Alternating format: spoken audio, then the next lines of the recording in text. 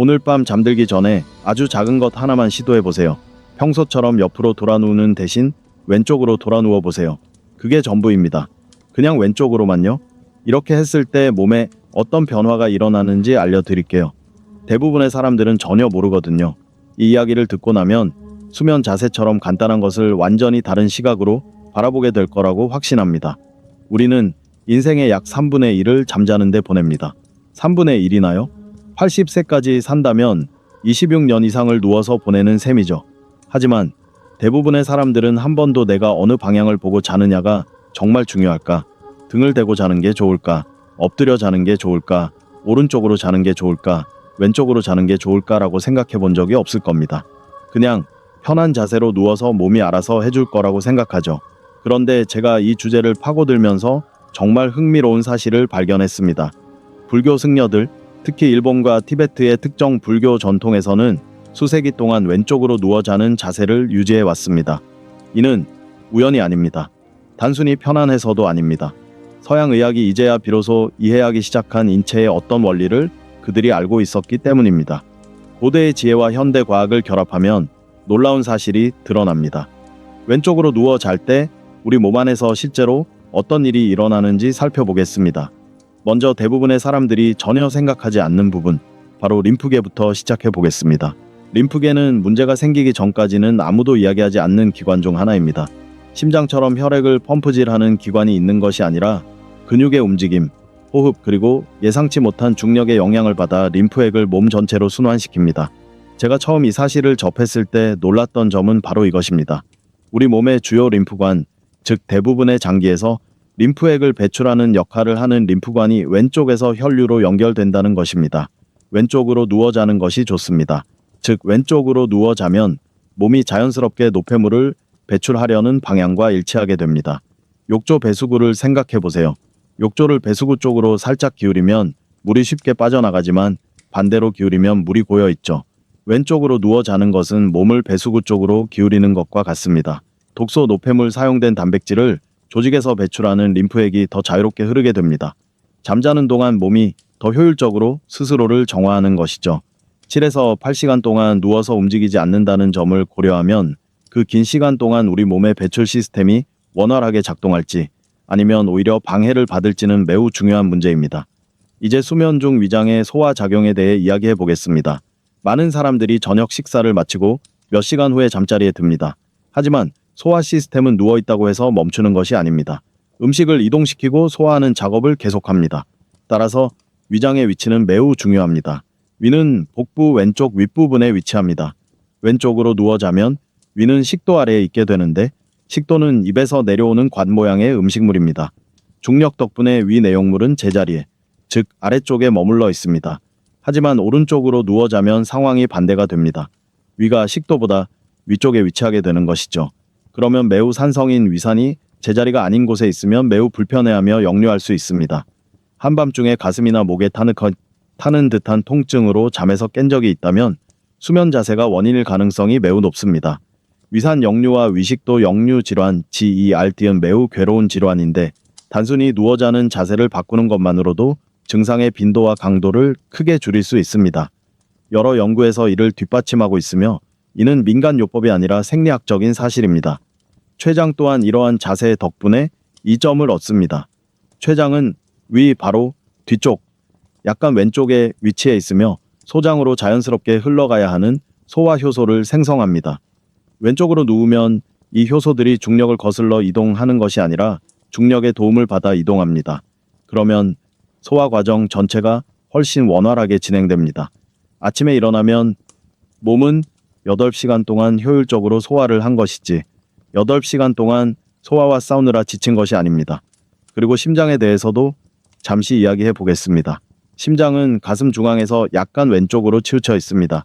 우리 몸에서 가장 큰 동맥이자 심장에서 산소가 공급된 혈액을 온몸으로 운반하는 주요 통로인 대동맥은 위쪽으로 휘어지다가 왼쪽으로 아치형을 이루며 몸을 따라 아래로 내려갑니다. 따라서 왼쪽으로 누워 자면 심장은 대동맥의 자연스러운 아치를 따라 아래쪽으로 혈액을 펌프질하게 됩니다. 혈액은 이미 흐르고 있는 방향으로 흐르게 되므로 심장은 덜 힘들게 일하게 됩니다.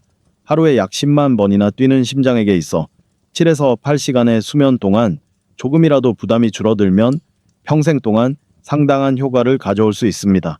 또한 비장도 중요한 역할을 합니다. 대부분의 사람들은 비장이 어디에 있는지, 어떤 기능을 하는지 잘 모르지만 비장은 혈액을 여과하고 면역 세포를 저장하는 등 중요한 역할을 합니다. 비장은 몸의 왼쪽에 위치해 있습니다. 왼쪽으로 누워 자면 정맥혈, 즉 산소를 심장에 전달한 후 심장으로 돌아오는 혈액이 비장으로 더 자연스럽게 흘러갑니다. 비장은 필요한 혈액을 충분히 공급받게 됩니다.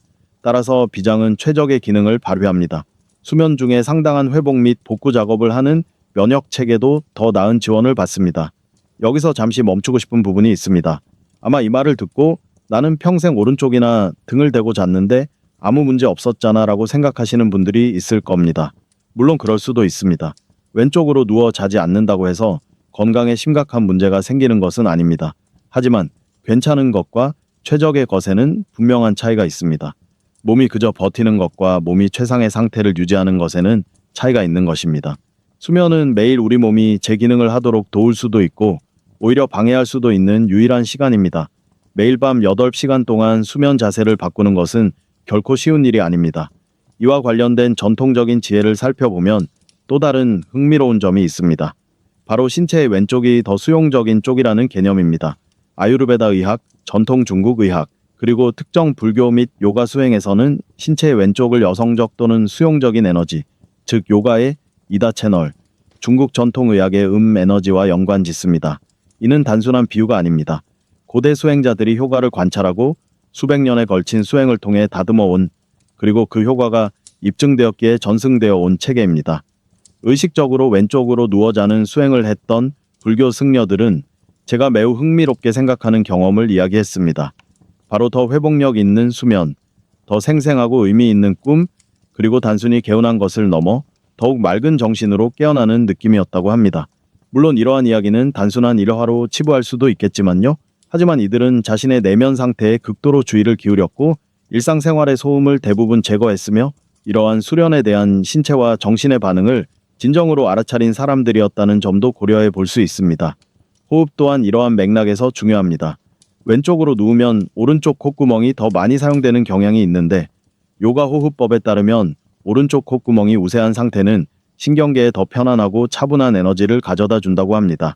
즉 부교감 신경이 더 활성화되어 투쟁 도피 반응보다는 휴식과 소화를 담당하는 에너지가 더 많아진다는 것입니다.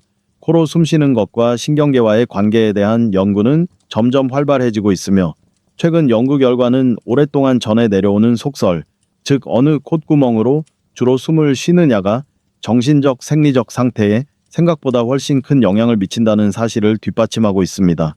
왼쪽으로 누워 자는 자세는 자연스럽게 더 차분하고 회복력 있는 자세로 전환시켜줍니다. 척추 또한 중요한 요소입니다. 등을 대고 자면 척추 전체에 적절한 지지력이 제공되지만 매트리스 종류에 따라 허리 곡선, 허리 아래쪽의 안쪽으로 굽은 곡선, 이 변형될 수 있습니다.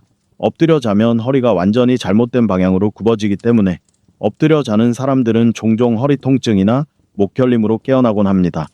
이는 머리가 오랫동안 한쪽으로 기울어진 자세를 유지하기 때문입니다. 왼쪽으로 누워 다리를 살짝 구부린 자세, 완전히 태아처럼 웅크리는 것이 아니라 살짝 구부린 상태로 자면 척추는 자연스러운 곡선에 매우 가까운 상태를 유지하게 됩니다.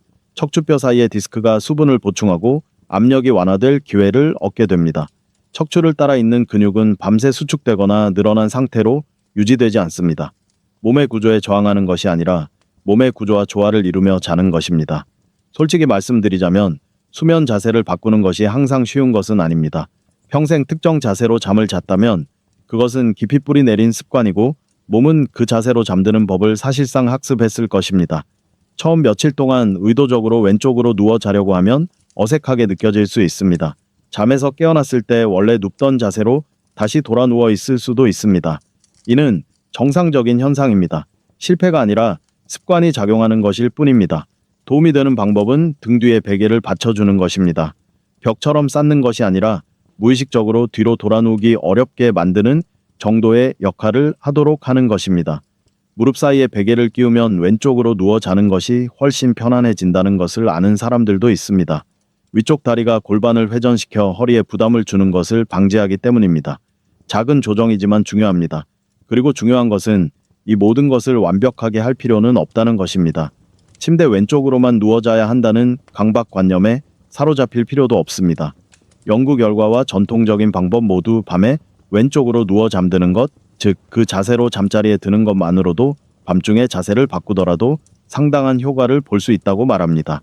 우리 몸은 수면 전반부에 림프 배출과 소화 작용을 활발하게 하기 때문입니다. 따라서 왼쪽으로 누워 잠드는 것이 가장 중요합니다. 이 모든 것을 통해 제가 계속해서 강조하고 싶은 것은 우리가 완전히 무의식적으로 잠자는 동안 우리 몸에서 얼마나 많은 일들이 일어나는지입니다. 우리는 잠을 수동적인, 즉 활동이 없는 상태로 생각합니다. 하지만 사실 수면은 하루 중 가장 활발한 시간 중 하나입니다. 뇌의 노폐물 제거 시스템인 글림프계는 수면 중에 주로 활성화됩니다. 세포는 스스로를 복구합니다. 호르몬이 분비되고 면역 기억이 강화되며 성장 호르몬이 급증합니다. 뇌는 하루 동안의 경험을 처리하고 저장합니다. 이 모든 일이 당신이 가만히 누워 꿈을 꾸는 동안 몸 안에서 일어나고 있습니다. 그리고 이 모든 활동 중에 몸의 자세는 결코 무시할 수 없습니다. 당신의 몸은 방향에 상관없이 똑같이 작동하는 기계가 아닙니다. 중력에 민감하고 체액으로 채워진 살아있는 시스템이며 각도와 자세는 몸 안에서 일어나는 모든 과정의 효율성을 실제로 변화시킵니다. 수도승들은 이를 직관적으로 이해했고 과학은 이를 체계적으로 확인하고 있습니다. 그리고 놀라운 점은 이를 실천하는데 아무런 비용이 들지 않는다는 것입니다. 처방전도, 장비도, 생활 방식의 대대적인 변화도 필요 없습니다.